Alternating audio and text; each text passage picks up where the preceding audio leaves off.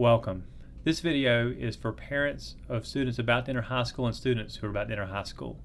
The video is the second in a four-part series based on information that we've discovered as we've designed the Cornerstone Charter Academy High School in Greensboro, North Carolina. We hope that you've watched the first video, which deals with future skilled incorporations into the high school curriculum. The outcome of that particular video shows the key role of leadership development in terms of high school education. In this video, we want to share a little bit more information about what we mean by that. If you watch video 1 of this series, which hopefully you've done, you realize that it advocated a single approach that allows you to blend the academics and extracurricular activities often associated with the high school experience, along with the future skills that are so important for college and career success of our students. That single approach is to take leadership development, leadership skills, mindset, and practice, and build that in across the curriculum. Leadership enables students to be able to elevate academic and extracurricular performance, and also leadership skills are very much in line with the future skills that are important to know in a future with rapid change. So what does it look like in terms of a cornerstone approach? What we said in the prior video is that the key problems that occur for students right now is that they tend to learn at shallow levels and not retain it very well. That their learning is disconnected. They don't know how to integrate different topics together, and it seems irrelevant. It's not connected to real life for them.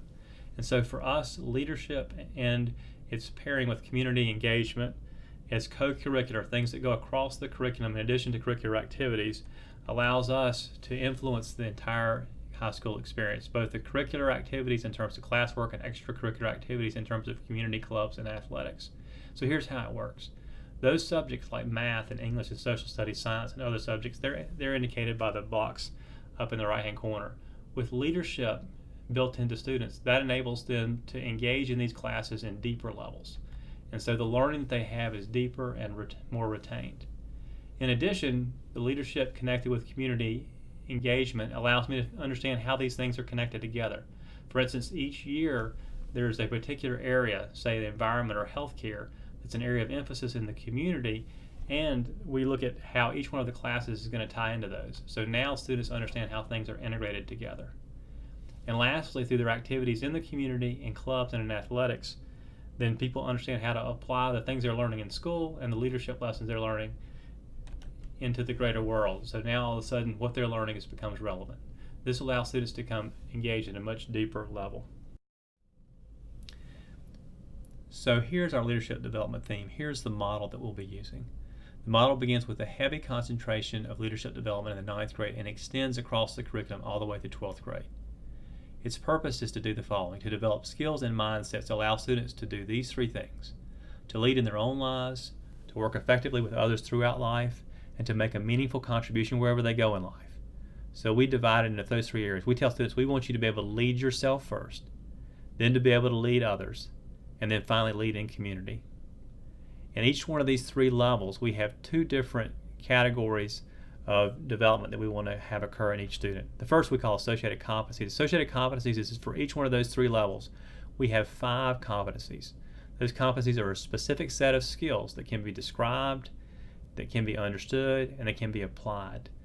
These skills come from research that we've done, conversations we've had with the Center for Creative Leadership, what we've seen be successful at other educational institutions, and some things that we think will be uniquely successful at Cornerstone. In addition to those competencies, we have habits. Habits come from the 7 Habits book by Stephen Covey, and they're applied to the same areas in terms of lead yourself, lead others, and lead in community. These have been applied very successfully in education through a program called Leader in Me, and we'll borrow some of the best practices from that program. So in terms of implementation, there'll be a freshman seminar, we call it Foundations for Success, that will have from a quarter to a third of its content based on leadership development. Many of those things will come from the Center for Creative Leadership in terms of the techniques. There'll be a number of direct lessons that we'll have throughout the curriculum in terms of leadership development and its application. As students go through classes, they'll have opportunities to connect leadership to what they learn. If I'm in a world history class, I'll look at a world leader and I'll assess their leadership style. If I'm in an English class and reading a novel, I'll assess the leadership of that particular protagonist. Modeling will occur in terms of higher level students modeling leadership for lower level students, and the senior project will include a lot of leadership. Leadership again will be included in its application to athletics, its application to club kinds of things, and the whole school is looking to develop as leadership. So staff will develop students as leaders, and we'll even have students looking to develop parents as leaders. So we want our students to develop leadership exercises that our parents can come in and participate in nighttime activities. So let me just share a little bit about some of the thoughts that go into the competencies. The first one that I'll share is the growth mindset. The growth mindset says in order to be a leader, you have to believe that your intelligence can be grown. This is absolutely key. It means that you're going to take on life, and the way that you teach somebody is very different if you have a growth mindset. If you don't have a growth mindset, if somebody's not successful, you tell them they're not smart enough. If you do have a growth mindset, when somebody's struggling, you just encourage them to put forth extra effort and try to get as much as you can out. So basically, a growth mindset says that my intelligence can be developed. In other words, if I put in effort, there's some positive outcomes. What that means for me is that I have a desire to learn. And so therefore, I want to embrace challenges. I want to persist in the face of obstacles. That I see effort, my effort that I put forth, that's the path for me to be successful, to be able to master curriculum or to overcome the challenges that I have. That if somebody is going to criticize me, I want to learn from that criticism. Okay, and I want to find lessons and inspirations when other people are successful. And in doing this, I want to reach ever higher levels of achievement, giving me a greater sense of me being able to do things. The great thing about the growth mindset is not only does it prepare you to be successful in terms of academic challenges, but it prepares you to be successful in terms of life challenges. Let me give you an example of what that looks like. On the left, you see a chart, and this really says over time as I move from left to right, learning that might be occurring. So as I begin to learn, I'm going to learn and learn, and at some point that learning may level off a little bit. And then I might hit something that feels like a challenge. That's where the green changes to the red here. And that challenge says this is beginning to feel hard. And if I don't have a growth mindset, if I have a fixed mindset, and if I'm not engaged with the learning, if I'm not taking the ownership of the learning process, what happens is that I hit that challenge and then I check out. I think I'm not smart enough, it's too hard. So I check out, I don't put the effort forward, and I wait for the teacher to come back and give me the answer. This kind of thing is occurring even in classes that have advanced learners. What we want to do is encourage people to do engaged learning. What that looks like is I'm learning and it's going on, and I begin to get to a point where it's leveling off a little bit, and then I hit something that's a learning challenge and it feels like it's too hard for me. And like life, sometimes you get to those things and it just really is difficult. Things that used to look better all of a sudden look better. I don't feel quite as smart, but I continue to persist through that. As I persist through that, I begin to grow based on that. And then at some point, now I'm beginning to reach even higher levels of learning because of my willingness to be persistent through that. This is a key attribute that colleges are looking for, is the grit, is the persistence that students have. And it is a big part of being successful in life, particularly successful in life with the future skills that are associated with the kinds of futures that we dealt with in video 1 of this series.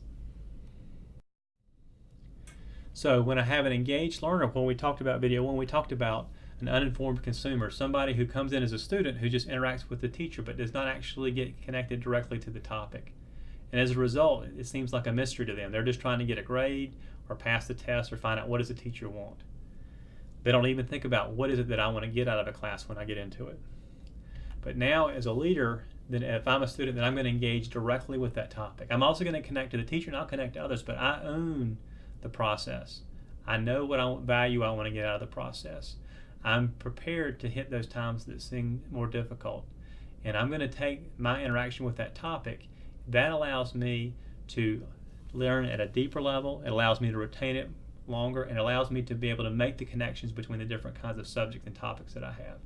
So leadership itself is absolutely key in terms of being able to be successful from an academic standpoint in terms of deeper, more retained knowledge, and to be able to integrate that knowledge. And integration of knowledge is key for the increasing complexity that we see in the world around us. So you might say others prepare you for the past. That's the system that's on the left. We want to prepare you for the future. Prepare students to be able to directly engage the topic so they understand it well enough to be able to adapt to the things that they experience in their future. We'll use a very consistent leadership model, very simple leadership model that whenever we hit a problem, whether it's an academic problem or some other kind of problem, here's what we'll end up doing. Is the first thing we do is we decide what is the direction going to be. How are we going to solve this problem? How are we going to move forward? Once we decide our direction, we think alignment. How do I make sure that everything that I do is consistent with the direction that I've selected? And finally, we do commitment. Commitment says once we've set the direction, we've aligned our activity to that direction, let's do that with enough persistence and enough energy to make it successful.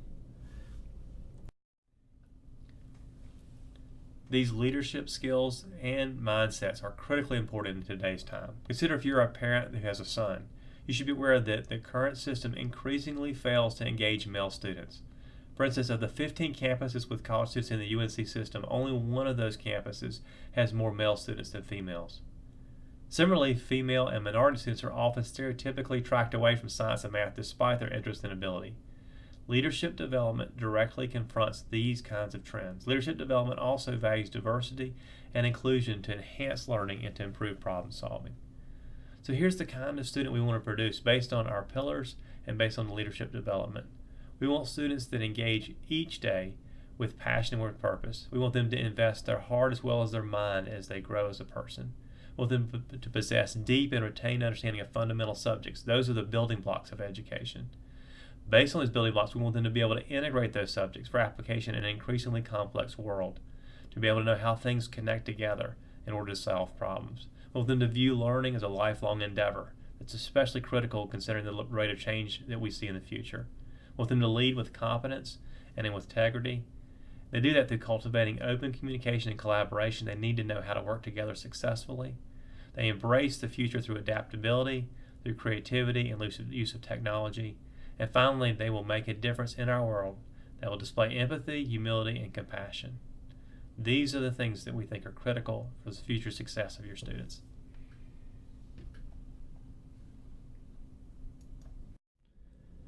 So finally, let me just share a little bit about the thought that we had in choosing this theme compared to some other ones that came up. We thought about leadership and community engagement. That's the one that we chose. We also thought a little bit about STEM, and we thought about more of a classical education. Here's what we found out. When we gave a survey to our parents, we found that their desire for leadership and community was very high. There was a moderate interest in STEM. Classical, the classes that are associated with classical education, Latin and logic and rhetoric, had very low results in our survey. Secondly, we thought about how flexible it is. With leadership and community, there's a lot of flexibility in terms of the academic. STEM and classical tend to be a little more confining in terms of the kinds of classes that you can have. We also thought about, what is the focus? And so leadership and community prepares you in many ways for the future. STEM, even though it seems to be high tech, it can only teach the technology that exists at the present time. So it really is focused on the present. Classical, again, is focused on using the past approaches of classical Western thought.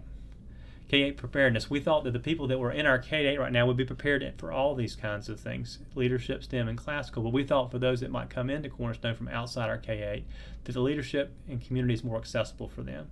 They may not have as much in terms of the background as math, or in terms of the classical background in grammar, and then dialectic to be successful. Finally, when we looked at the top schools, top charter schools in the state, the top 5 charter schools all have some form of leadership and community. Number 6 was a classical. So we felt like that those schools that tend to be most effective as charter schools in the state, those that have the best practice, those were the ones that applied the same kind of a theme. And finally, we thought about the regional lead. There are some good schools, both private and charter, that apply the classical, and there's even some in our area that have a STEM emphasis. But there's really nothing out there that has the same leadership development and community engagement emphasis as what we've decided for our theme. So these are some of the thoughts that we had, and even cementing our ideas for what we thought was the right approach for a theme inside of a high school. So with this, we would encourage you to continue to watch videos 3 and 4 of the series. Feel free to please go to our website at www.cornerstone.teamcfa.org to learn more about the high school, and if you want to apply, there's a way to do that as well. So we thank you for your attention, and I hope that you can come back and check out the other videos. Thanks. Bye.